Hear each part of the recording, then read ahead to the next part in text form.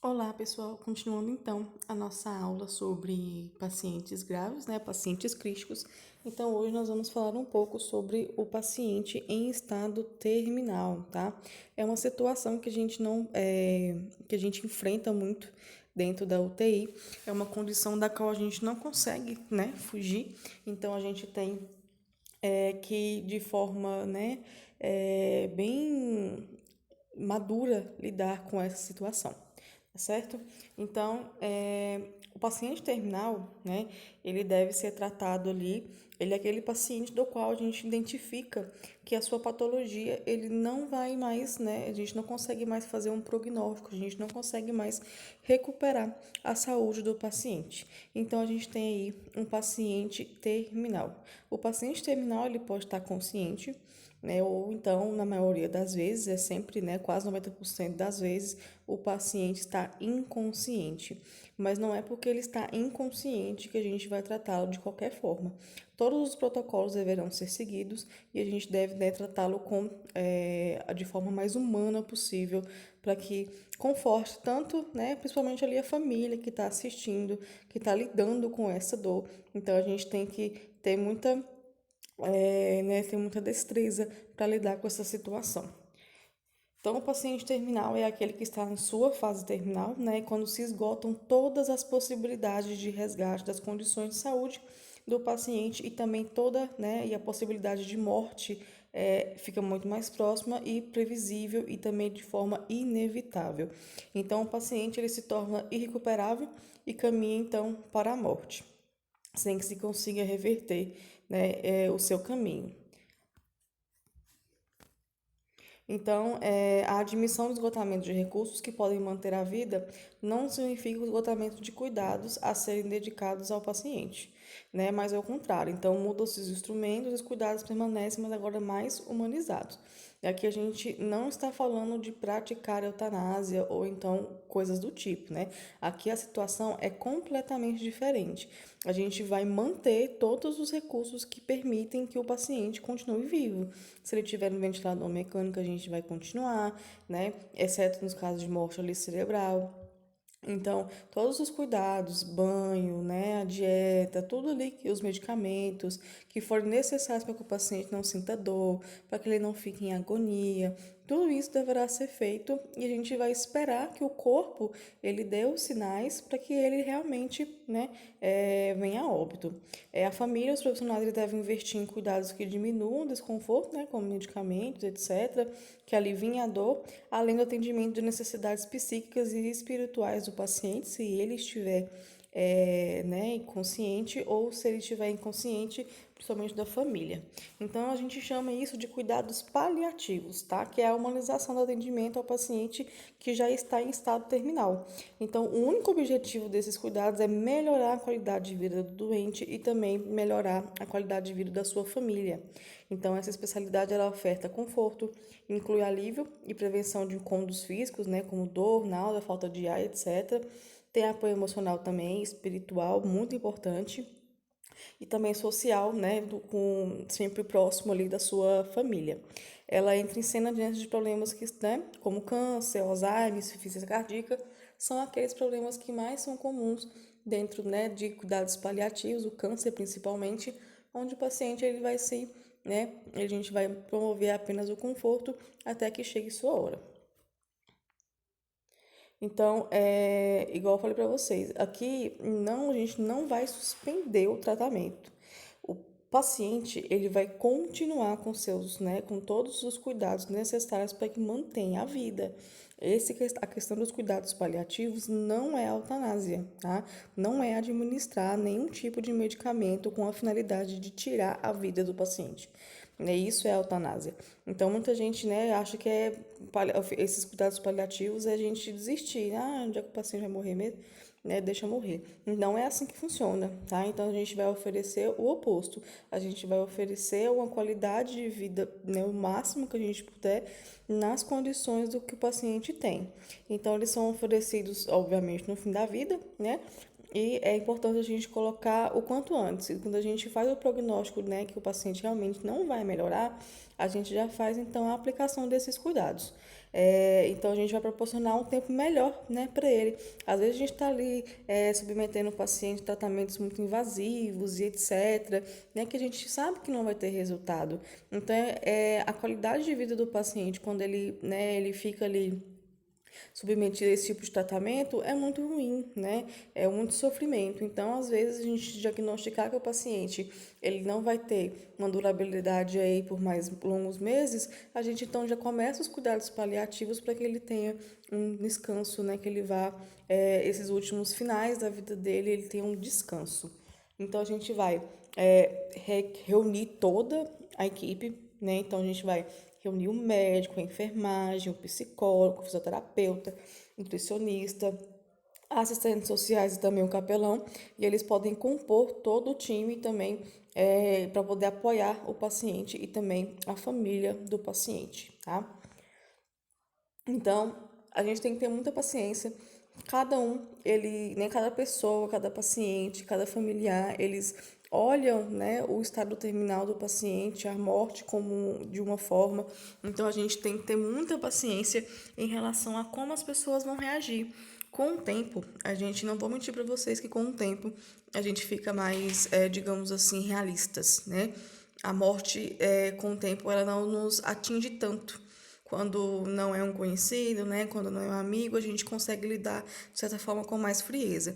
Mas uma coisa que a gente tem que colocar na cabeça é que o respeito ele tem que reinar. Se você está vendo uma situação na qual a pessoa está sofrendo e não entende de forma emocional aquele pesar, a gente deve respeitar, tá bom? Então não é porque você não tem sentimentos profundos em relação àquele, né, aquela morte que você vai desrespeitar o parente, né? Se você vai desrespeitar ou então falar palavras que desencorajam o paciente a passar pelo processo do luto, porque todo mundo que passa por esse processo, ele tem que ser passado do começo ao fim, para que a pessoa consiga se recuperar, né? O processo do luto, ele é importante.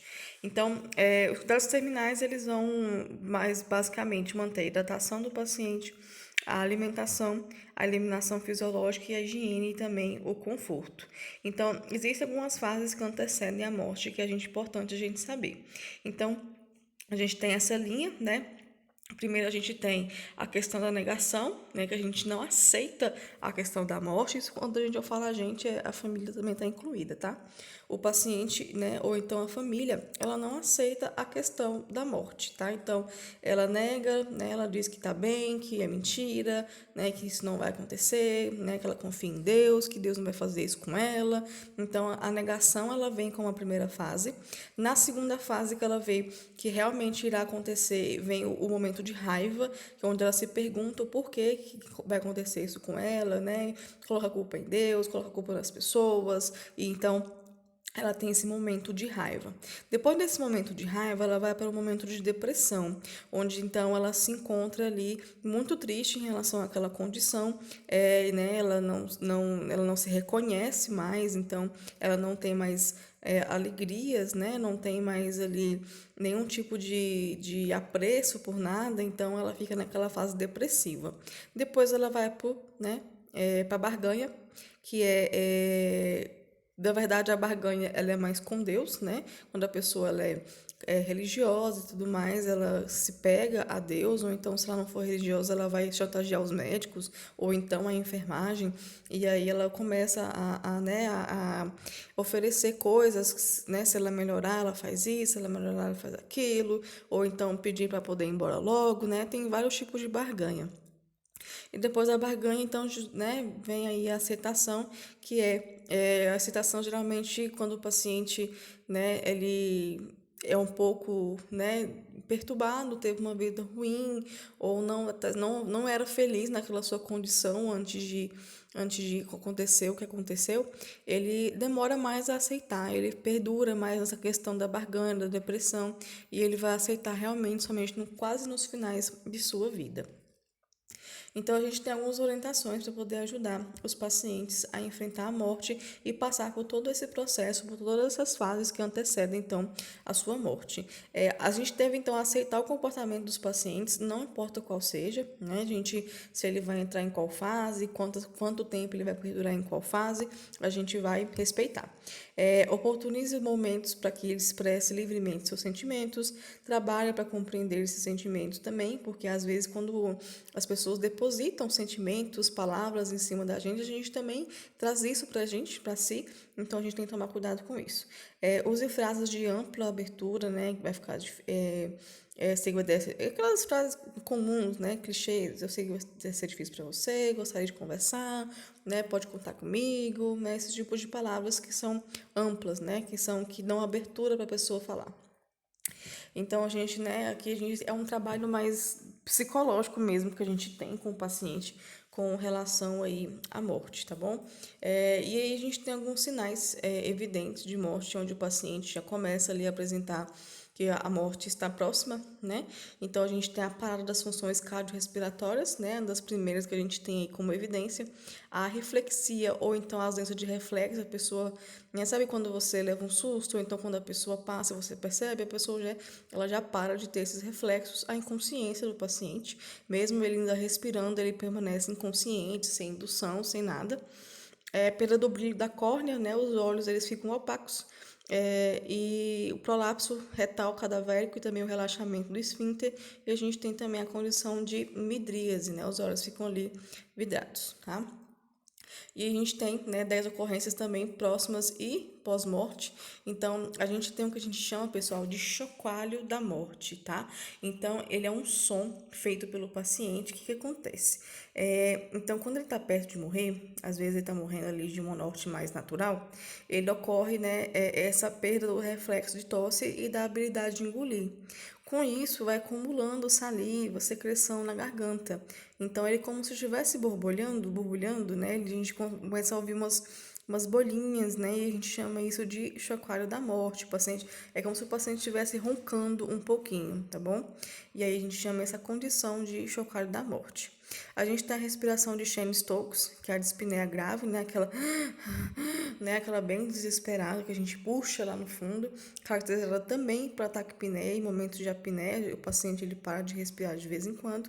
A gente tem a defecação, que é o relaxamento de todos os músculos do corpo, então o paciente começa, né, a sair fezes ou então secreções pelo corpo dele. Nós temos a condição do rigor mortis. O rigor mortis, pessoal, é uma condição que todo corpo ele passa, né, antes ali da morte. Então, o rigor mortis, ele é a mudança bioquímica, né, nos músculos do paciente. Então, ele causa aí um endurecimento dos músculos do cadáver. Então, aqui não é os membros, é os músculos, tá? Então, mais ou menos aí, depois de 4 a 8 horas da morte do paciente, ele então começa a ter essa rigidez muscular, tá? E aí essa rigidez muscular, ela passa depois de 24 a 36 horas da morte do paciente. Nós temos o livor morte. O livor morte também é uma condição que acontece quando o paciente já morreu, tá? Então, ela começa de 20 a 45 minutos depois que o paciente morreu e surge uma coloração, né, na pele do paciente, do cadáver. E aí, por exemplo, se ele estiver deitado, né, de decúbito dorsal, devido à gravidade da terra, o sangue ele vai se depositar em partes baixas, né? Como a gente está vendo aí na foto, o paciente ele estava essas costas do paciente, né? Onde a gente tem a questão do sangue que foi depositado aí nas costas, tá bom? E aí a gente tem o algor mortis, que também é uma condição comum, né? Que o paciente tem quando ele morre, que a gente tem então a perda da temperatura do corpo. Então, geralmente é de 1 a 1,5 graus Celsius que a gente perde a cada 1 hora de morte. E aí, em 24 horas mais ou menos, a gente já está em temperatura ambiente, tá bom? E aí, quanto mais tempo for ficando, mais a gente vai ficando, né, em temperaturas mais baixas. A gente tem o Tetnor, que é essa coloração avermelhada. Primeiramente, ela fica amarela, né? Se a gente morrer e ficar com os olhos abertos, primeiro fica amarelo, depois ele fica marronzado e depois ele fica nessa coloração aí avermelhada, tá? E aí também é uma condição física do paciente pelo acúmulo de secreção aí nos olhos. A gente tem a remoção de fluidos, né, que é um líquido marrom, meio vermelhado, como se tivesse sangue, com um odor muito forte, também pode emergir tanto da boca, tanto do nariz, como resultado de gases que o produz, né, depois da morte. Ele acontece mais ou menos ali em menos de 24 horas. Também temos a perda de pele, né, a gente tem principalmente nos dedos e unhas, que ocorre com um acúmulo de gases também, tá? No pescoço, no tronco, nos membros, e aí esses tecidos finos, eles podem se desintegrar, mas aí já é mais depois de um certo tempo. E a maceração, que é amolecer algo encharcado, né? Então a pele ela parece queimada quando fica soltando do corpo e os ossos ficam bem moles e também bem flexíveis. E aí a gente tem os cuidados de enfermagem na preparação do corpo pós-morte, tá? Então aqui a gente tem né, primeiramente, quando o médico ele declara o óbito, a gente vai desligar todos os equipamentos. Quem declara o óbito é o médico, tá? Somente o médico pode declarar o óbito, a enfermagem não pode, tá? Então, depois que o médico declarou o óbito, seja ele qual for, a gente vai desligar todos os equipamentos após a constatação escrita, né, do óbito pelo médico responsável, para poder então liberar o corpo para a execução do procedimento. Então, a gente vai desligar, né? A gente vai primeiramente higienizar as mãos, né? Porque a gente está lidando com uma pessoa que já morreu, que a gente vai não ter o cuidado, tá certo? Pra poder reduzir a transmissão de micro-organismos, no caso, pra gente, né? Reunir os materiais necessários, também encaminhar a idade para poder economizar tempo, pra gente não ficar buscando as coisas. Colocar a bandeja com os materiais sobre a mesa para facilitar a execução. Então, a gente vai colocar um biombo, né? Mais uma vez, a gente tem que tratar o paciente pós-morte como se ele estivesse vivo, né? Como se a família tá ali presente. Então, a gente tem que sempre dar privacidade ao corpo. E posicionar a cama, né, na horizontal, para a cabeça levemente elevada, para a gente poder facilitar o processo. A gente vai se paramentar todinho, principalmente quando a gente tem... quando a gente tá lidando com doenças, né, transmissíveis. Então a gente vai, né, o paciente ele começa a emitir gases, então a gente tem que tomar muito cuidado com isso. Então a gente vai soltar todos os lençóis da cama, retirar o travesseiro, fechar os olhos do paciente, a gente só vai passar a mão assim mesmo, né, nos olhos do paciente e pressionar para ela poder ficar firme, tá? E caso não seja possível, a gente vai colocar fita adesiva para os olhos continuarem fechados. A gente vai retirar todos os catéteres que tiver, todos os dispositivos, todas as cânulas, os drenos, tudo. A gente vai usar tesouras, bisturis, o que for necessário para poder tirar tudo. A gente vai fazer os curativos, né, oclusivos nos sítios das inserções. Então, tudo que onde estava os dispositivos, a gente vai tampar com curativo, né, principalmente porque ali pode drenar a secreção. Então, a gente vai fazer como se fosse um curativo normal. Vai pegar gases, esparadrapo, né, vai fazer um curativo oclusivo. A gente vai, se necessário, aspirar as secreções da naso e da orofaringe, né, para poder evitar que saia sangue, né, do nariz depois. Colocar ou posicionar também a prótese dentária, né, para poder manter a aparência natural, porque depois que que ele tem a questão ali do enrijecimento, a boca não vai abrir mais, depois você tem que quebrar, né, o maxilar. Então, coloca a dentadura para poder então ficar mais, né, mais bonito, mais visível, né, aparecer mais natural.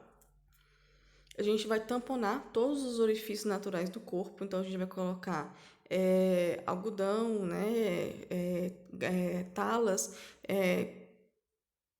com uma pinça, tá? Para a gente poder colocar bem no fundo, não é tão superficial assim, a gente tem que colocar um pouco mais no fundo, tá? Para poder evitar a saída de flatos, secreções. Então a gente vai colocar em todos, né? Boca, nariz, colocar um pouco no olho também, no ânus, tá?